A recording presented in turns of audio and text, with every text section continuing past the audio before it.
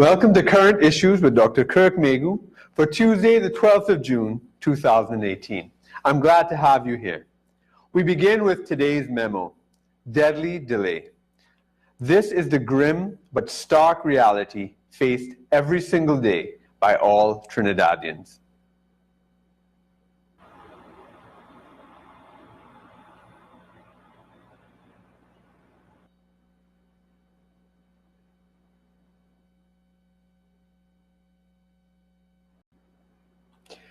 I firmly believe in the inalienable, God-given right and duty of every person to defend themselves and their bodies, their families, and their property, including from the state and corporate bodies. The law in Trinidad and Tobago allows citizens to legally own firearms after a clearly defined process. Yet, many applications for firearms user licenses have gone unanswered by the acting commissioner of police for years. And many of us have heard stories about bribery and other irregularities in the system. Citizens are sitting ducks for the many heartless murderers we have produced, or which have been deported back here.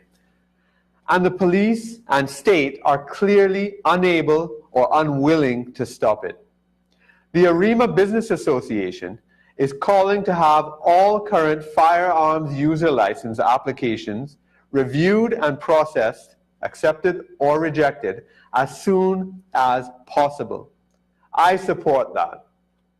If this is not done, then I support the legal action they propose to ensure that the system works as it has been intended in law. Do you agree or disagree? Please share your thoughts with us. I am pleased to have with us Reval Chattergoon, President of the Arima Business Association. He is going to be giving his association's perspective on it, and we will be joined by him after the break.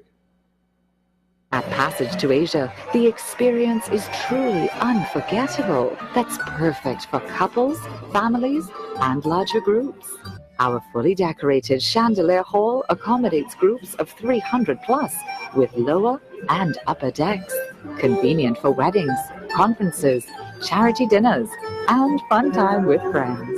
Passage to Asia brand resonates with the corporate world and private events around Trinidad. Passage to Asia, St. Ives Street, Chaguanas. Durham Jewelry Limited, specializing in making and repairing of all gold, diamond, and silver jewelry. Call 674-2784. Sheiklisha Limited, the Caribbean's largest manufacturers of plain and printed paper bags, leaders in plastic bags, vermicelli, split piece powder, and greaseproof paper, ideal for doubles, french fries, and sandwiches. Supplying stores nationwide. For quality products, trust Sheiklisha Limited, 665-3336.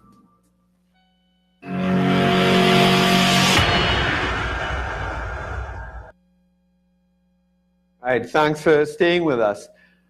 The issue of gun ownership in Trinidad and Tobago has divided the opinion in the country. And what we did is we went out to get your opinions in the street to hear what you feel, for or against. Here's what some of you had to say.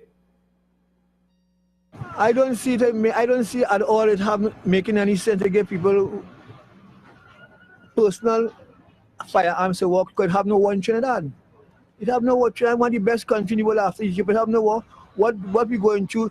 Any normal country or any big country or continent going through the same thing. You understand me? So we don't need that. Time heal all wounds. You understand me carefully? We forgive the gangster. We forgive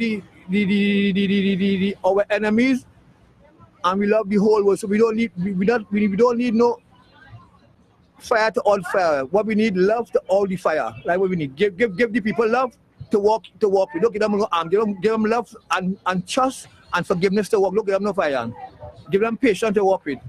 I think that the public should be given a chance to possess more legal firearms, because after all, the state is not doing its job of adequately protecting the citizenry of the country. So for that cause and reason, yes, I think they should give the public ways and means to own licensed firearms?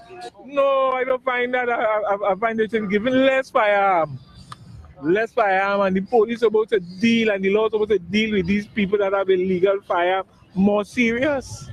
Well, it depends, because you have to make sure the person right in the brains, you know, and if it's something for security work and thing, you know, the security work and you're doing security work, well, yes, you could do that. But you can't put arms in any and anybody's hand, you know, because that could be a problem. I wouldn't say that we give everybody firearms, but what I'm saying is there's particular people who they really require firearms.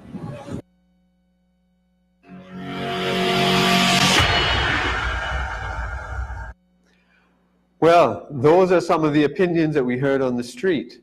We're joined on the line by Reval Chattergoon, president of the ARIMA Business Association. Hi, Reval, are you there? Hi, good night. Good night to you and your viewers. Hi, good. I can hardly hear you. If the studio, I think that might be something with the studio here. If you could just put it in my earpiece, I can hear you barely.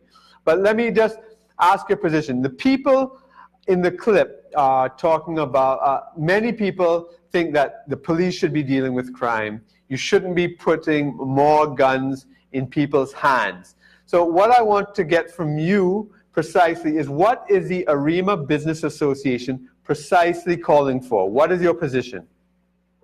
Well, let me start off by saying in an ideal world, they're absolutely right. Because I don't think that any of us should be fearful of walking on the streets, burglaring our homes, or even bandits coming to rob us and kill us. But as the president of the ARIMA Business Association, I have to listen to the voice of the members. And what they're saying is basically that we have applied for firearms the legal way, and we not only we're not getting through, but we're not getting any responses at all. And that is really our fight, because what would it be that you apply for something, let's say a driver's permit, and you don't have any idea whether you will get it or not? And that is our fight to force the commissioner's office to act, because this is not only a situation with Commissioner Williams, but it has been going to almost prehistoric time, as there's a certain cloud of corruption in it. So basically we would like that the application, the thousands and thousands of applications, be addressed in a nutshell. Yeah, well, there's a couple of things there that I want to touch on. You talk about a cloud of corruption, you talk about thousands of applications, but before we even move to those things, I just want to clarify. So you are not looking to change anything. You want to work within the system as it exists. So you're not asking for anything extra. You're just saying, exactly, in the system as it exists, you have the right to apply. You don't have the right to a firearm, but you have the right to apply, and that thousands, you're saying, of applications have not been dealt with. Do you know what the exact figure is?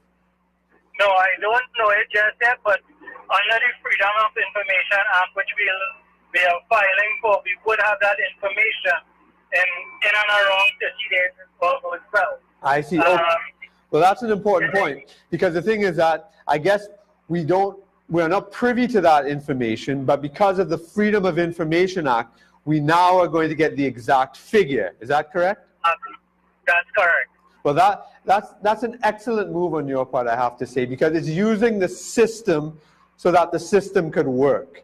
You know, again, you're not trying to push for anything that is outside of what already is lawful. So you're working well within the existing system. Within the law, and absolutely, because you see what happened is a number of things going on there. Everything is set up in such a way, once you're fit to carry a firearm, by all means you'll get it. Mm-hmm. And if for some reason you're turned down and you in your judgment feel that it ought not to be turned down, then you have a separate body called the appeal board, the Firearms Appeal Board, which is actually sitting on the public purses bearing that burden to pay, right? So you have a avenue to appeal it if that is the case. But a lot of people saying that, oh, we wanted to be the wild, wild west, right? Yeah. And let me clarify what happens when you get a licensed firearm. The wild, wild west, one could say is only outlaws will have guns, right? Yeah. If you outlaw guns, only outlaws will have guns, and that is the wild, wild west. That's right. When you have a licensed firearm, you have some accountability and some responsibility. So if your weapon is used in a crime or even neglect, right away, the police will know who you are and where what happens, right? Mm-hmm. Now, that is the accountability and the responsibility part. Imagine that nobody allowed a licensed firearm. Yeah. And you're forced now to have an illegal firearm. Now, you're tempted to use it because for whatever is the reason, if whether it's lack of judgment or even trying to protect yourself, right? That illegal firearm now cannot be traced. Mm-hmm. And then you've created another criminal. That's essentially what's happened. Because if somebody has an illegal firearm, they're a criminal. Absolutely. So one has to start to ask the question now, where do we go from here? Is it that because we're not getting licensed firearms, you're forced to have illegal ones? Is that the picture that the state wants to... Yeah, well, let me ask you about that. So, because I also want to clarify the process for viewers too, because, you know, a lot of times people don't understand their rights and how to exercise their rights. And you're talking about working within the system and exercising existing rights, not changing anything, not asking anybody to do anything special. So, let's say the police commissioner, well, there's two possibilities. The police commissioner could ignore the application still. But you've been doing that for many years. Right. We are saying to address the application. Either you grant or you turn them down. Yeah. And if you turn them down now, one is within their legal right to go and appeal. Yeah. So what is your legal rights as a citizen within the existing system if the commissioner, even after your Freedom of Information Act, you find out how many outstanding applications there are, but then what? That hasn't yet forced the commissioner to look at the applications. How are you going to force the commissioner to do his duty? Well, it's my understanding that we will file a judicial review. And on a judicial review, it's my understanding that you will force a government office to act when that is there. Because it's a sad state when we, as citizens of Trinidad, have to force a government employee to do their job. And I want to clarify, it's not even a government employee, it's our employees, right? A lot of times, the people feel the government is our boss, but we are the government's boss, and people in Trinidad and Tobago need to be very, very, very clear on that. The government, they are our employees. We are not their servants, right? And so the Commissioner of Police has a duty to us as citizens. And so the judicial review process, the judicial review process will say, and I'm just clarifying this for the viewers, will say, they will judge whether the Commissioner of Police has done his job or not. Right? So they will review the process and they will say yes or no whether he has done it or not. And if they find that the Commissioner of Police has not done his job, then the pressure can mount from that respect. And I believe that's the route you're taking. I'm sorry, I'm going to have to take a little commercial break right now, and we're going to come back in a minute or so. Welcome to Passage to Asia, Table for five. the award-winning restaurant and banquet suite located in the heart of Chaguanas. It's the best fusion food restaurant in Trinidad and Tobago. So come and dine in luxury and enjoy the finest combination of Asian foods from highly trained and qualified chefs, preparing a variety of mouth-watering dishes and desserts on a daily basis.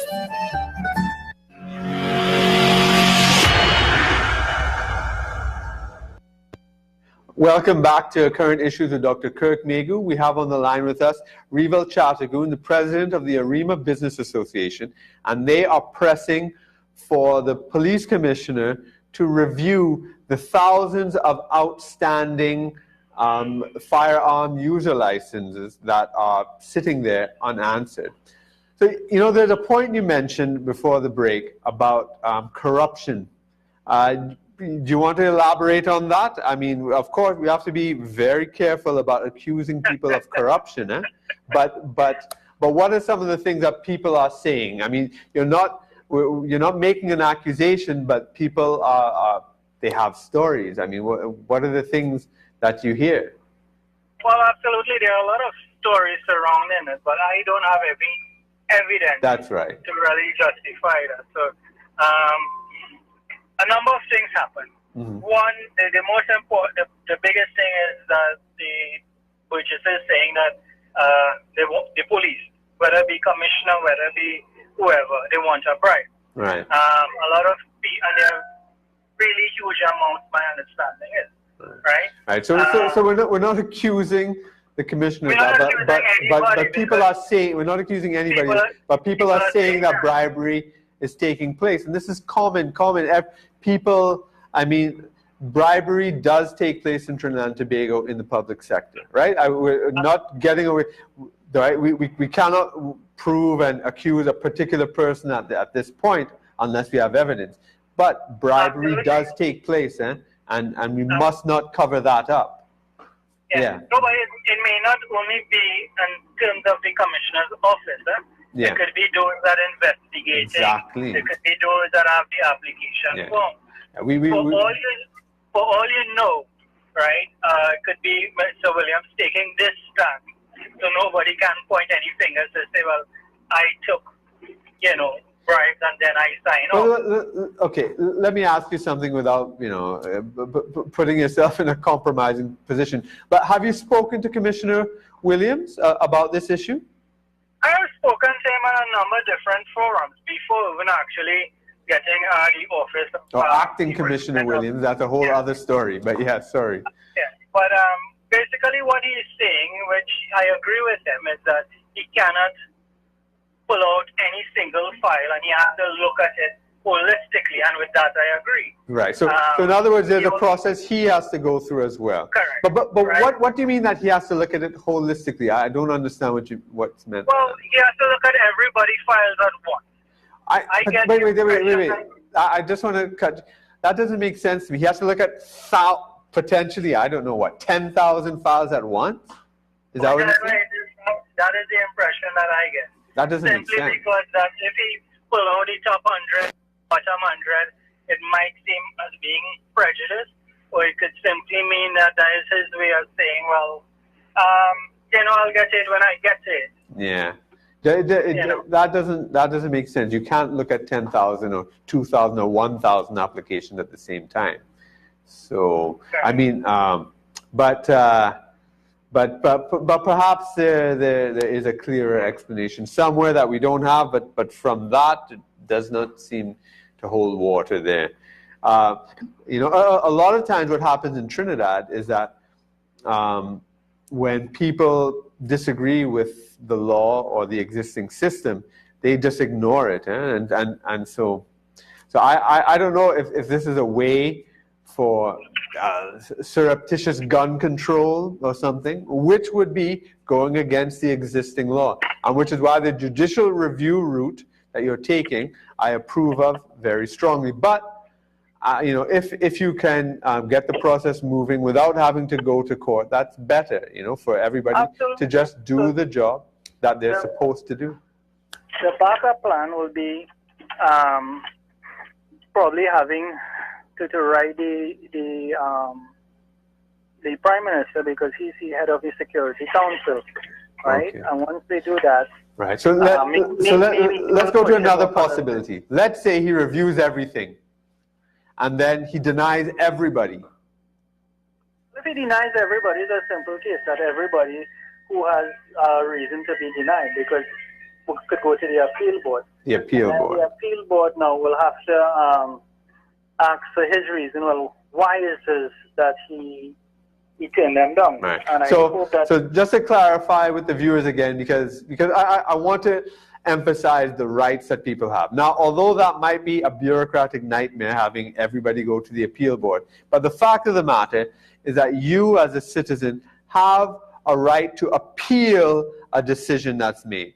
So even if one is turned down, yes. yeah, so when it's turned down, and this happens with taxes, this happens with judgments, all sorts of things. So people should know that they have the right to appeal, and so even in your case, there is a right to appeal. I think, unfortunately, we've come to the end of the interview section here. I know there's a lot to talk about. Hopefully we could have you in studio in future. I want to thank you for joining us, but we're going to have to go to break now. Okay, thank you for having me. Thanks for being here.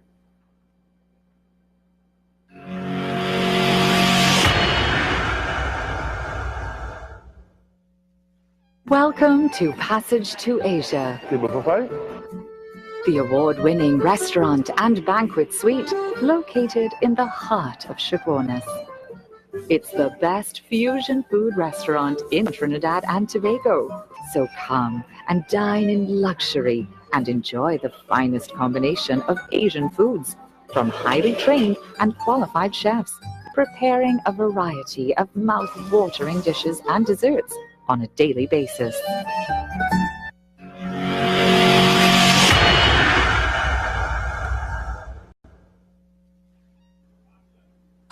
We now reach the SMH segment, Scratching My Head, where we take a look at some of the absurd, crazy things that go on in our country on a daily basis.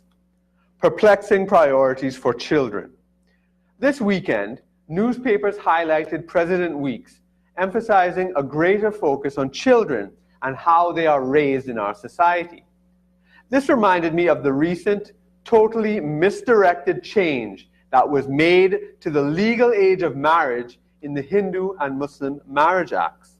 This was, I believe, maliciously mislabeled as child marriage, when in fact, particularly for the Hindus, it was teen marriage.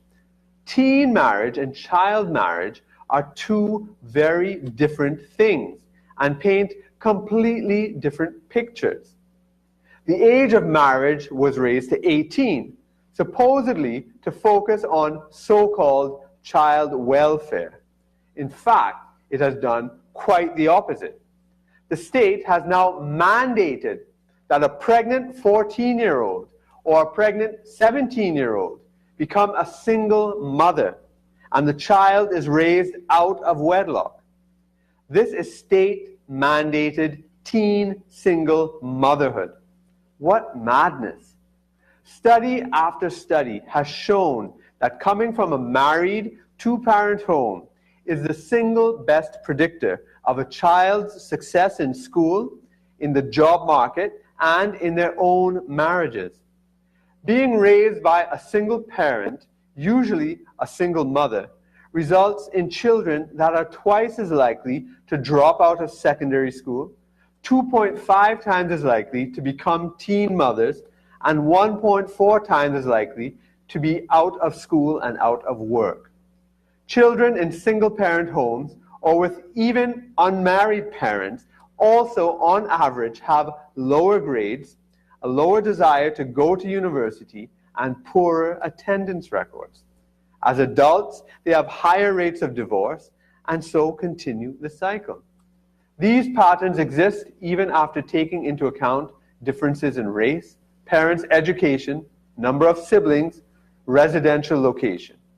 Yet, many of the people who promoted this legislation claimed to do so for so-called child welfare.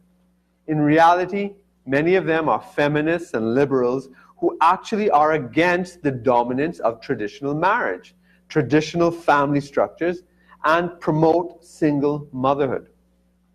How we fell for state-mandated teen single motherhood in the name of child welfare still has me shaking my head.